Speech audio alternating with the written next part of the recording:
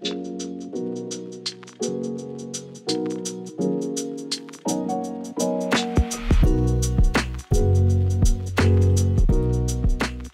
right, so I just did a little bit of prep work here on this. I just bolted my calibration jigs onto the top of my Y-frame. I've reinserted the couple of bolts and the sliding T-nuts that I had to remove over here just to get everything lined up in the center. Just remember the edge of your extrusion has to be level with this side on the same plane. So now what we're gonna do, we're gonna bring this up to the front rail and we're actually gonna bolt these into the frame rails on the front. So when we do this, we're going to bolt them in to the front so they don't move. I'm going to snug these just a little bit. We don't have to go too tight with them. And then I'm using the slide-in T-nuts on my Y gantry so that they pick a center point in the rail. And because of our surface on the gantry to the center point, or the back plane of our rail to the center point of our Y gantry is now a set fixed point. This will not move, and we can go through and tighten all the nuts and bolts in our Y gantry. What I would start with, make sure that your 2020 extrusion is level here. We'll tighten all the brackets around this idler. Then we'll come over, we'll tighten all the bolts around the stepper motor. The last step is we will bolt these, we'll tighten the conical bolts into the bottom of the linear blocks. So at this point, we've just basically rotated the machine around to give you a little better angle at this point. You can see easier now. This is where the calibration jigs will set up. So they're locked into the side rail here. This is actually going to be the right side of the machine. So they're locked into the right side here, the center of the gantry here. So at this point, we're going to come through and tighten up all of these nuts and bolts that fix these idler brackets and stepper motor brackets onto the Y gantry itself.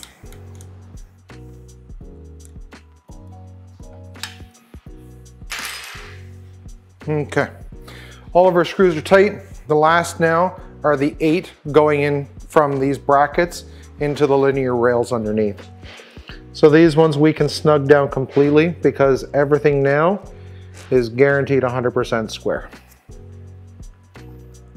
So next we're going to install our Y end stop. Our end stop is going to go on here. The lever of the end stop is going to go towards the right side of the machine. So if you're looking at this, the lever points away from the motor. It's going to be very similar to our X end stop, but the only difference is that our bolts are going through the end stop first, and then the nuts go on at the bottom.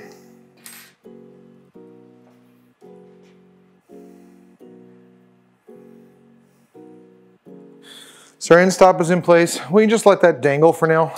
That's going to come in the cable chain when we add that in at a later point. So the last part of this process is going to be the drag chain support bracket. I just drop a couple of T-nuts into the extrusion here, and then I will tighten up the drag chain support onto those T-nuts. I'll move it to the end of the extrusion, which is where it's going to sit. I apply slight downward pressure so everything is square.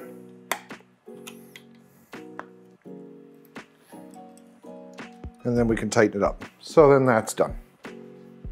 So at this point, so our motor is mobile. Everything is still bolted back here to our frame. Once all this is tightened up and done, then we can actually release these support brackets and everything will stay square.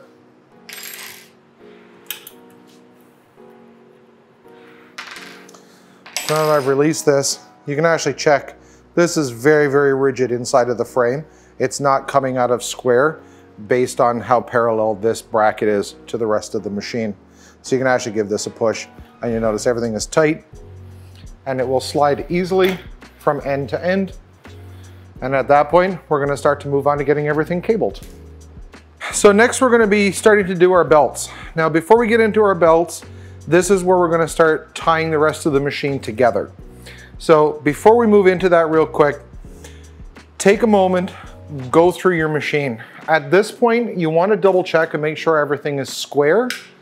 The easiest way to find out if your machine is square is to go from the opposite corner of the top of one machine back to here. And I'm getting a measurement of 990 millimeters. Go from the opposite corner of this back to here. I'm at 990 millimeters. So my frame itself is square at this point while it's sitting on the floor. Take a moment, go through your machine from the bottom all the way up. Check every nut, check every bolt, make sure everything's just a little bit snug, because at this point, your motors, your gantry, your balls, your lead screws, all that stuff is all in place. It will not have to move anymore at this point, except under the power of the machine. So once that's done, we've now removed our support brackets here. As you'll notice, they're gone. This now, our gantry moves perfectly even. Everything moves with very little resistance, and our gantry doesn't move side to side at all because everything in here is all tightened up. Okay, so now moving on, we're gonna go install our belts. For our belts, we need our small clamps. I've already pulled the Allen keys out of these slightly just to make my install a little bit easier. So the routing of this belt is going to be over top of the idler, over top of the stepper motor. They're gonna wrap in through the bottom and come into this bracket from the bottom. So when we start to do that, the first thing you wanna do is put your belt clamp through the belt with the teeth towards the Allen key, towards the set screw. You're gonna come up through the bottom of the bracket in the center.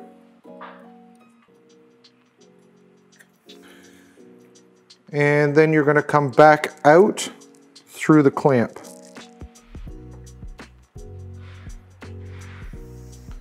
So the purpose of the clamp is when your belt is together, teeth on teeth, this set screw is gonna basically hold the belt so that the teeth are always engaged and they won't slip against each other. So you can cut off the tag ends of these belts after. Just wait until we get most of the install done first. So you come over and go around your stepper motor, bring your belt over the top, through our idler,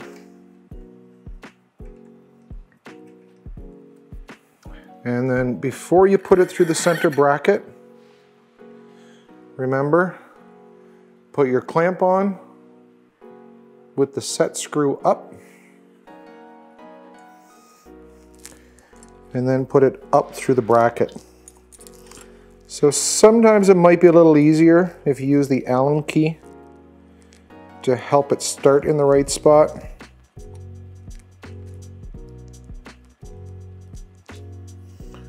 Or sometimes you can put a little fold in it.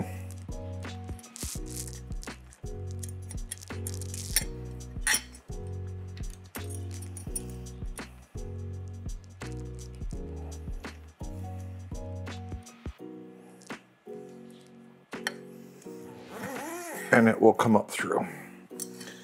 Put our belt in the right spot again. I'm going to pull it semi-tight. Feed our belt back through the clamp.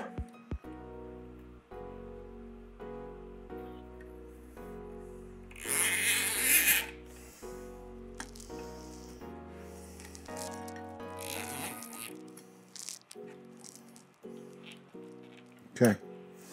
Once everything is back in, it will sit there for a moment just so you can eyeball.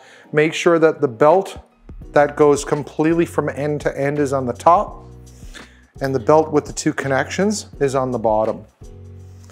Make sure your stepper motor is all the way in the towards the front of the machine to give yourself the maximum amount of adjustment on the belt. And then finally, give it a little sharp pull, make sure it's tight. and then screw your set screw down. Again, the set screw doesn't have to be super tight. It's only meant to basically hold the teeth together so that they don't slip. You can grab a set of slightly smaller cutters than I have here. I have a little overkill on these. And you can cut your belt off. Give yourself a little bit of slack next to the bracket, but cut it off so that it doesn't interfere with the operation of the machine.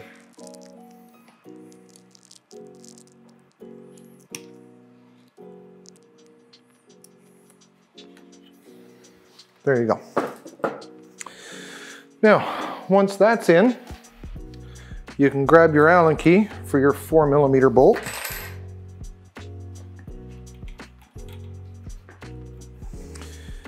And you can rotate this bolt in.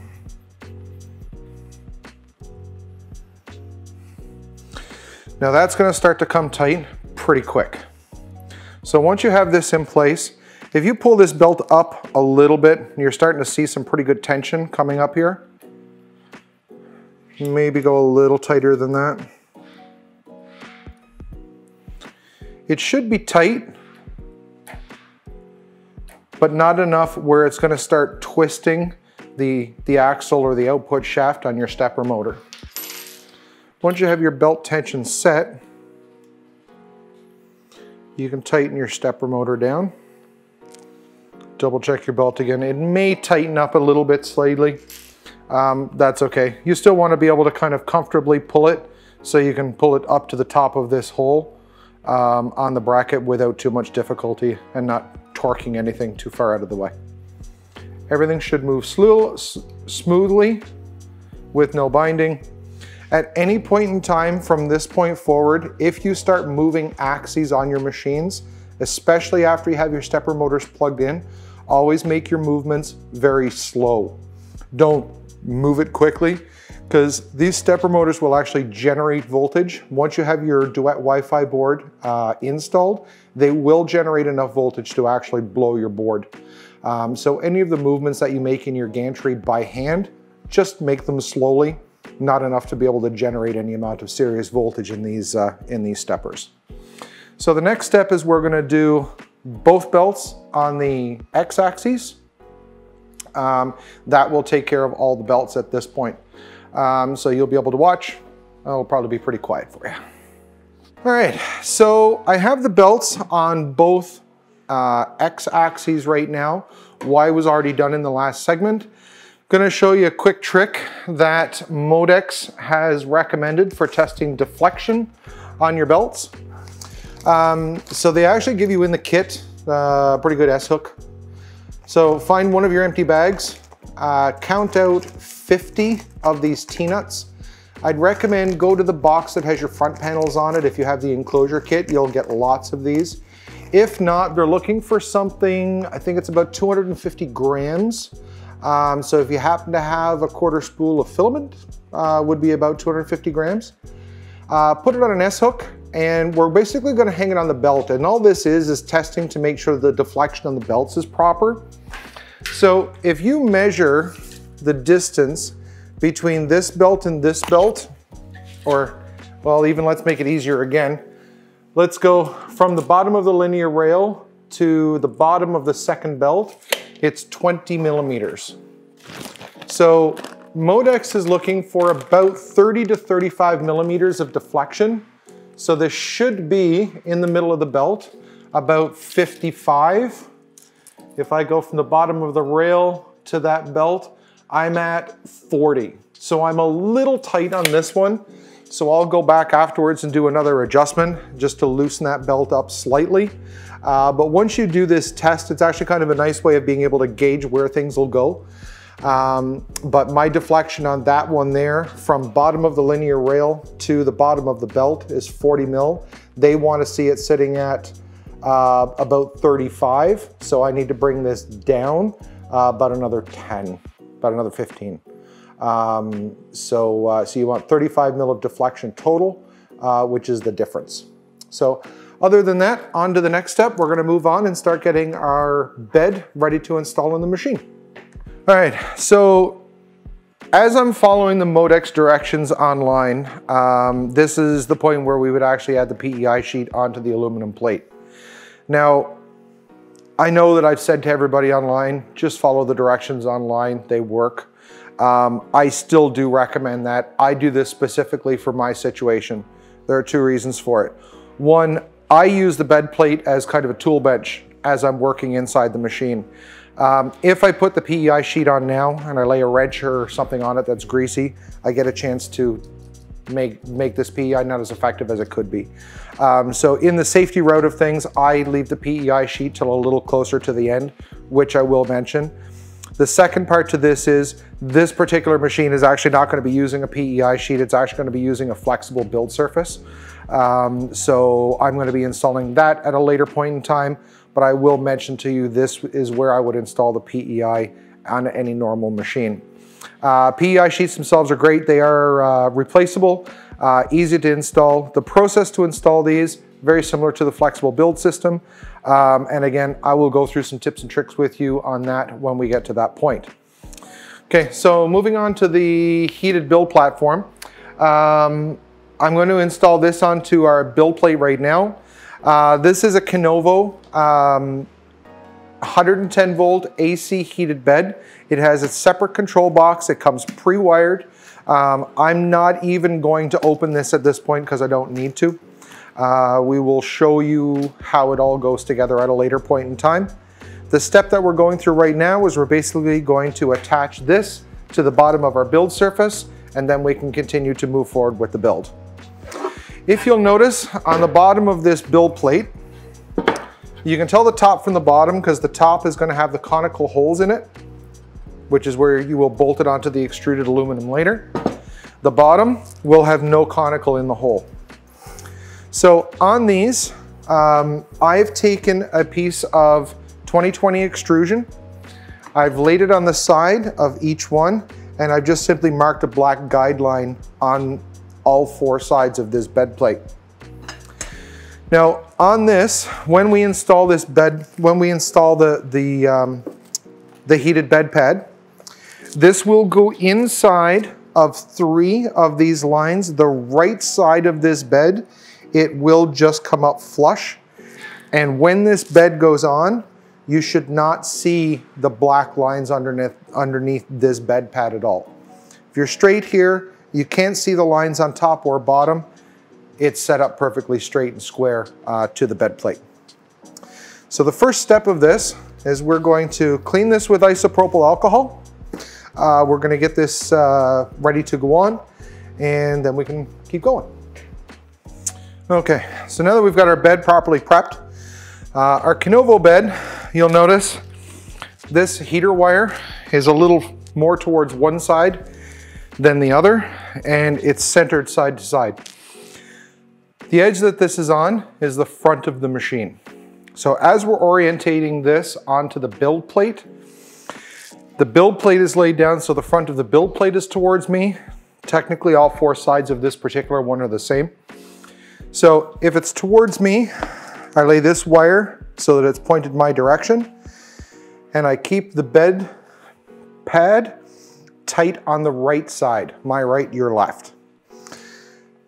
I have to cover my black lines top and bottom. That tells me I have it centered on the bed, and then we're ready to go.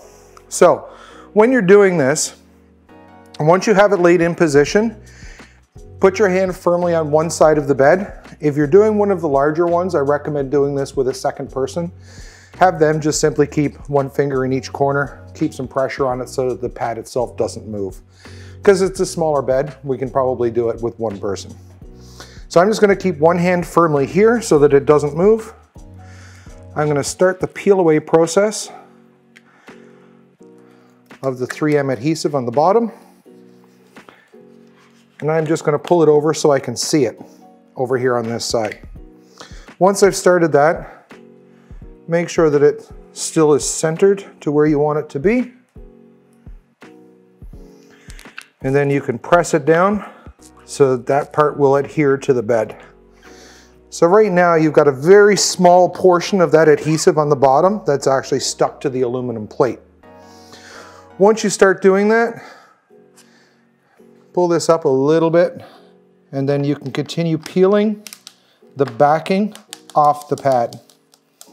Now, as you're doing this, try not to rip this adhesive or the backing material, because what you don't want to do is end up having a little piece of this paper torn and stuck between the heater element and the aluminum bed plate. So once you get about half of it stuck down on the first side, just peel the remainder of this off. Before you push the bed down, check and make sure that you have all pieces of the paper. As long as you have all pieces of the paper, you can feel free to finish pushing this down onto the bed. And it should end up exactly where you started. So your black edge is covered up here, even on this edge, and it'll be covering the black line on this side. So that's half your bed is down. Do the same thing on this side, pull it up a little, try not to pull on it really hard, but you're gonna wanna pull up on it enough so that you can start the adhesive.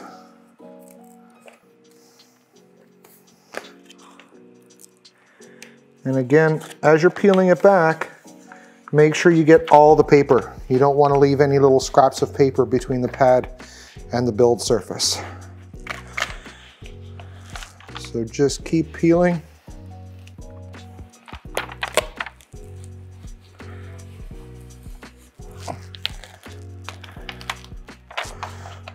And pull that completely off. Make sure we've got all of our pieces of paper. And then just push it towards me. And then finally give it a good push. When you're adhering this to the bed, you don't want to feel any air bubbles or anything in it. You want to make sure that it's a good tight press fit. In case you mess up on it, you've got maybe a minute or so that you can peel up a little bit of it and kind of re-smooth it back out again. But even in that amount of time, once it's down and you've pushed it, it's stuck for good. A little bit of garbage out of our way. Again, we're going to leave the box attached. I'm going to try not to lay the bed on this wire just because we don't want to risk breaking it. But again, as I had mentioned earlier, I'm going to leave this surface with the PEI sheet off it for right now. Modix recommends you install it now. I do not, for personal reasons.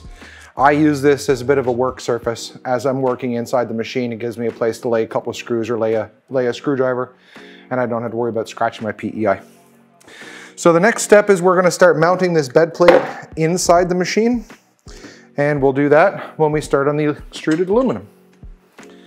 So basically what we're going to do, there's two short pieces of extrusion and two slightly longer pieces of extrusion. These pieces of extruded aluminum are going to build a frame that this bed is going to sit on inside the machine. Once the frame is installed in there, we're going to lay the bed in, and then we're done for this step. All right, so the next step is we're going to start to move, get the rails in place to be able to start moving the aluminum bed onto the machine. So bear in mind, as you're looking at this machine right now, you're actually looking at the back of it. I'm looking at it from the front. So when we start to put these frames together for the bed, follow the orientation as they recommend in the online manual. We've already double checked to make sure everything is square and true, so we're okay that way.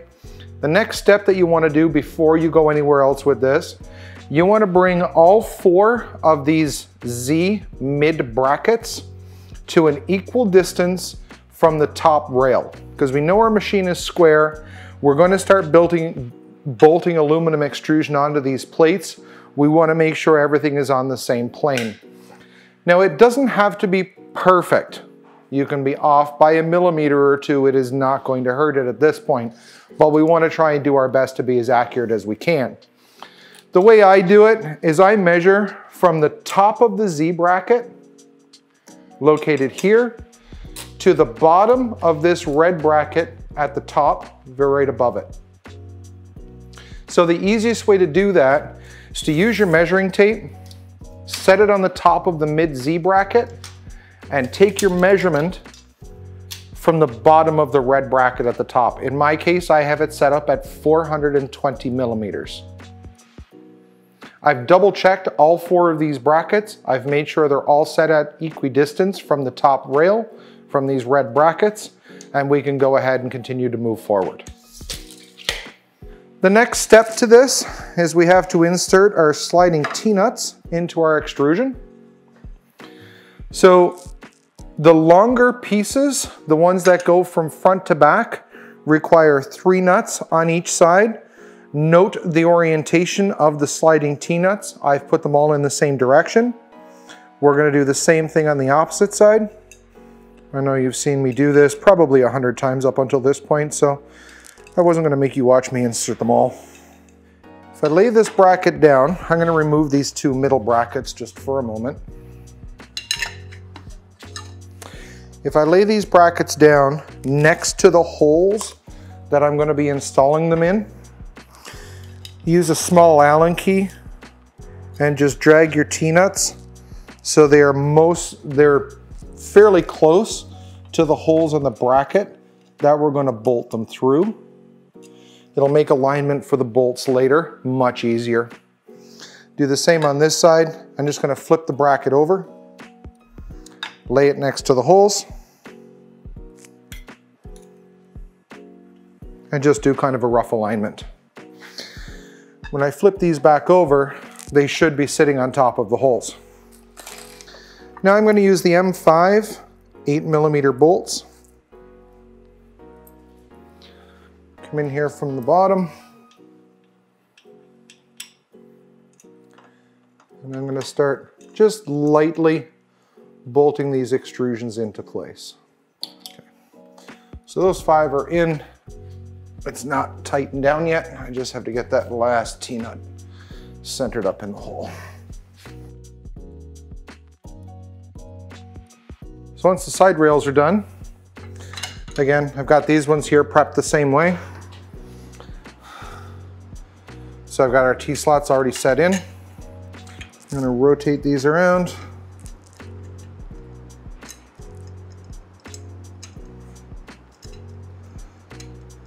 So because these extruded aluminum that hold the bed on, they're basically going to go across the frame rail to rail and across the frame here rail to rail. It's the way they're going to end up. We're going to do this 2 more times. I'll show you a little quick trick to getting these lined up much easier than fighting with bolts looking up from the bottom of the floor. So if you put your bolt up through the hole on the inside, you can thread your slotted nut on it. Do the same thing on the other side. Lay your slotted nut here. Just very, very loosely, like 2 or 3 turns. Put your bolts up through the bottom. So you got lots of slack in it. You can actually take your rail, push up on your bolt, turn it, and slide it into the T-slot. I would suggest sliding it in with the ball end first, just so that it gives the maximum amount of surface area that that's going to attach to. Do the same thing on this side, rotate around, ball end towards the extrusion, and you can pull the extrusion into here. That way it's on with 2 bolts, but you got a little bit of movement, so you can still slide the other ones in down the side. Another quick example for you on this side. Put your bolt up through the bottom, put your T-nuts in, and this will still work if there's a piece of extrusion here right next to it. You can just pull it back out of the way so you can get your bolt and your T-nut in place. I'm going to do 2 more on this end, and then we'll get this piece in. And once we get all the extruded aluminum in, we can go ahead and bolt the bed down. On this side, and we just slide it right on down the line.